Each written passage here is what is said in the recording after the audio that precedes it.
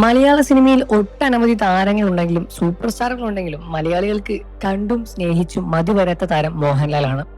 മണിക്കൂറുകളോളം ക്യൂ നിന്ന് തങ്ങളുടെ ലാലേട്ടനൊപ്പം കഴിഞ്ഞ ദിവസം ഫോട്ടോ പകർത്താൻ എത്തിയത് കുഞ്ഞുങ്ങൾ മുതൽ പ്രായമുള്ള മുത്തശ്ശിമാർ വരെ നീണ്ടു കിടക്കുകയാണ്.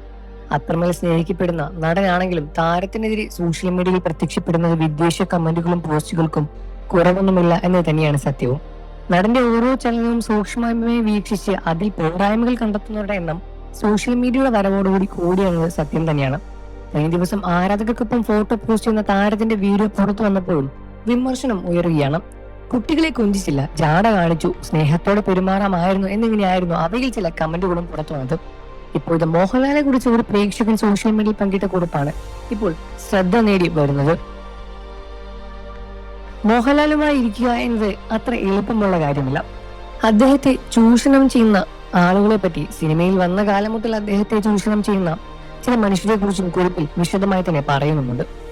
അതിങ്ങനെയായിരുന്നു: ഒരിക്കൽ Shobhana George MLA crime file magazine editor Nandakumar എന്നെ അപകീർത്തിപ്പെടുത്തുന്ന ഭീഷണിപ്പെടുത്തി തളം തട്ടുവാൻ ശ്രമിക്കുന്നുവെന്ന് പറഞ്ഞ് മുഖ്യമന്ത്രി EK നായർ നൽകിയൊരു പരാതി ഉണ്ടായിരുന്നു.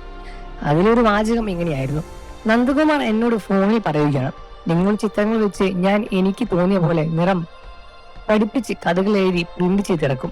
നിങ്ങൾക്ക് പിന്നെ പുറത്തിറങ്ങി നടക്കുവാൻ പറ്റില്ല. അത് ഒഴിവാക്കാൻ 5 ലക്ഷം രൂപ തരണം.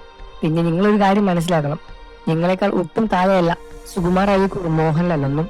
നിങ്ങൾ അനുഭവം കൊണ്ടേ പഠിക്കുമെന്ന് വാശി പിടിക്കരുത് എന്നായിരുന്നു ആ വാചകം. ആ പരാതിയിലെ മോഹൻലാൽ എന്ന പേര് കണ്ടപ്പോഴാണ് വർഷങ്ങൾക്ക് മുൻപ് കൗമാരപ്പാരനായ തന്റെ കയ്യിലേക്ക് കൈമാറിയ ഒരു ക്രൈം ഫയൽ വാരികയുടെ മുഖചിത്രവും ക്യാപ്ഷനും ഓർമ്മ വന്നത്. അതിലെ മുഖചിത്രം മലയാളം കണ്ട ഏറ്റവും ഐശ്വര്യമുള്ള ആ നായകന്റേതായിരുന്നു. ഹെഡിങ് മോഹൻലാലിന് എയ്ഡ്സ്, നടിമാർ പരിഭ്രാന്തികൾ എന്നായിരുന്നു അതിന്റെ ഹെഡിങ്ങും.